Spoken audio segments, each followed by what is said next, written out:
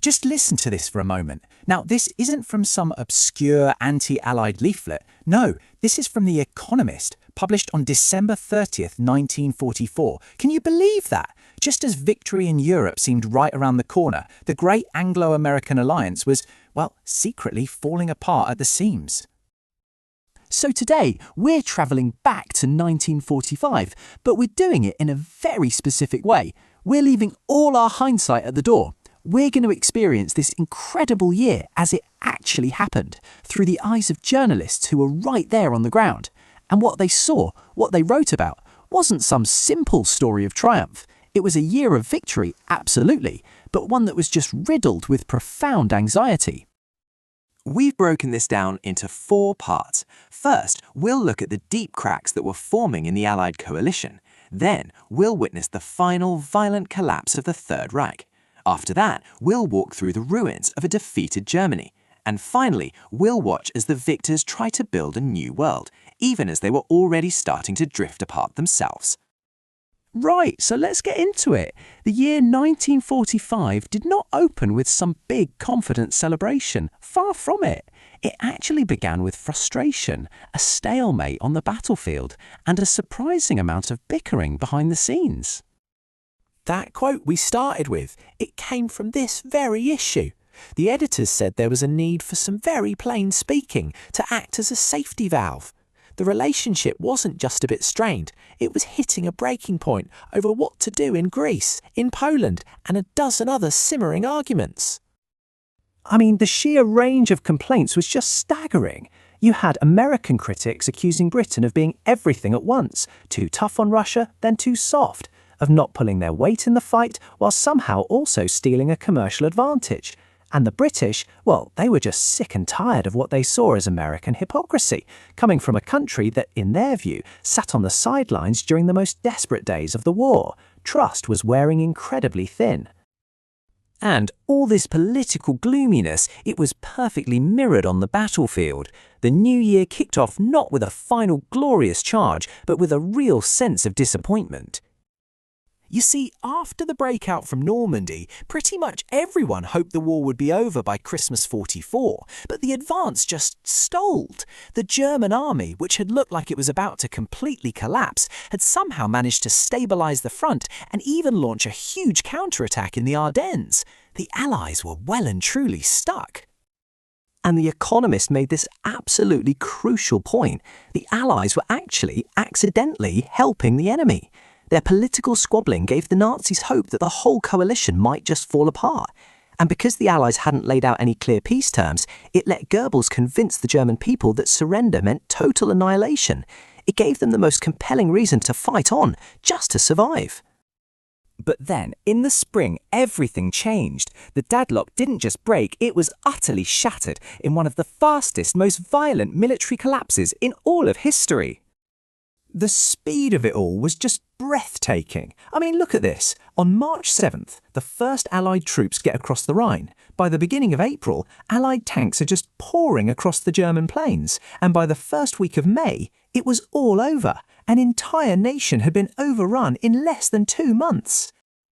And the crossing of the Rhine, that was the moment. That was the game changer. It was Germany's last great natural defence. Once the Allies were across, the German military machine just disintegrated. There was nothing left to stop the tide. As May began, the end of the regime was brutally, horribly clear. Mussolini had been executed by partisans, and Hitler, according to reports out of Hamburg, was dead. And this was no heroic Wagnerian last stand. No, the Nazi leadership just dissolved in a frenzy of score-settling, suicides and desperate attempts to flee. As the magazine put it, it was a gangster's end. Total, squalid and pathetic.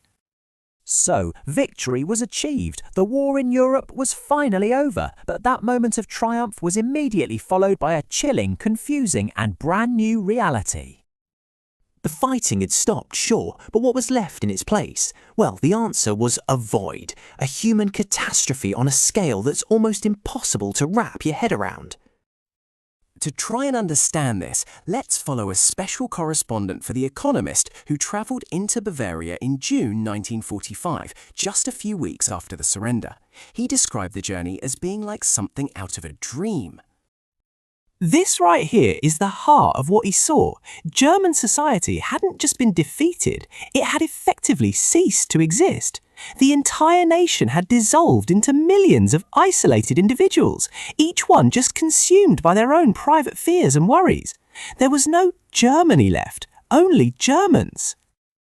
Our correspondent noted 4 key things. First, that feeling of atomization we just talked about. Second, a huge psychological shift where Germans suddenly saw themselves purely as victims, conveniently forgetting their role as accomplices. Third, the roads were just a chaotic torrent of humanity, surrendered soldiers, refugees, liberated slave labourers, camp survivors, and finally, the Allied military government had banned all political activity, creating a total political vacuum.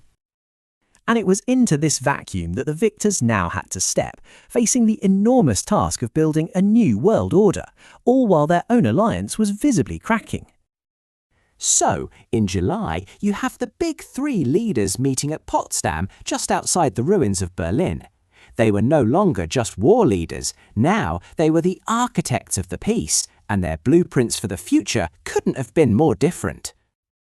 This is how The Economist framed the central conflict that was about to define the next 50 years. On one side, America, representing the completely unplanned society. On the other, the Soviet Union, the completely planned. 2 fundamentally opposed ideas about how the world should work, now staring each other down over the corpse of Europe. And then, right in the middle of the Potsdam Conference, a political bombshell drops. The results of the British general election come in, and Winston Churchill, the man who embodied the fight against Hitler, was unceremoniously voted out of office. A new Labour government took power, adding yet another layer of uncertainty at this incredibly critical moment. Then, just 2 weeks later, a new and terrible force entered the world stage. The atomic bombs fell on Japan, bringing the Second World War to its final shuddering end. A terrifying new chapter in human history had begun. The war was won, but that victory, delivered by a weapon of unthinkable power, didn't bring peace of mind. It ushered in a whole new age of anxiety, a new set of fears for a world that had only just survived the old ones. The year of victory was also, it turns out, the year the Cold War and the atomic age truly began.